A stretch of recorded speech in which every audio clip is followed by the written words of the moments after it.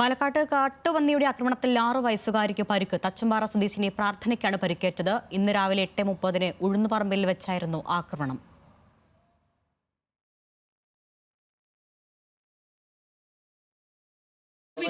രാവിലെ സ്കൂൾ വിട്ട് വരികയാണ്. സ്കൂളിലല്ല, വലിയകുട്ടീനെ ബസ്സിൽ കയറ്റി വിട്ടേച്ച് ഞങ്ങൾ നടന്നു വരുമ്പോൾ കനാലിൽ നിന്ന് ചാടി കയറി വന്നിരിക്കുകയാണ്. അപ്പോൾ കുട്ടി പറഞ്ഞു, അമ്മ പോത്തതെന്ന് പറഞ്ഞു. അപ്പോൾ അത് എന്താണെന്നറിയാൻ വേണ്ടി നോക്കാൻ തിരിഞ്ഞ സമയത്തിന് ഇത് വന്ന് തട്ടിയിട്ടു. ഞങ്ങൾ എൻ്റെ തട്ടി കുട്ടി എൻ്റെ കയ്യിൽ നിന്ന് തെറിച്ചു പോയിട്ട് അവൾ പറഞ്ഞാൽ അവളെ വന്നിട്ട് തട്ടി എന്നാണ് പറയുന്നത്.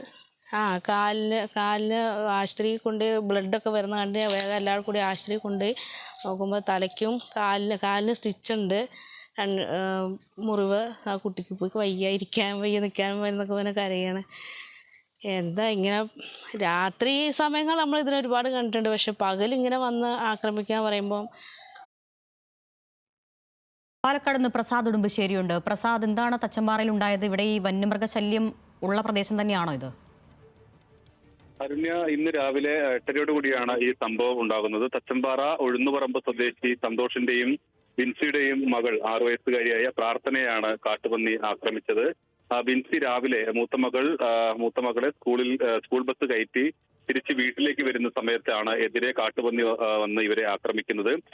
ബിൻസിയുടെ കയ്യിലുണ്ടായിരുന്ന മകൾ പ്രാർത്ഥന ഇതിൽ തെറിച്ചു വീഴുകയായിരുന്നു. അങ്ങനെയാണ് കൈക്കും അതോടൊപ്പം തന്നെ തലയ്ക്കും പരിക്കേറ്റിട്ടുള്ളത്.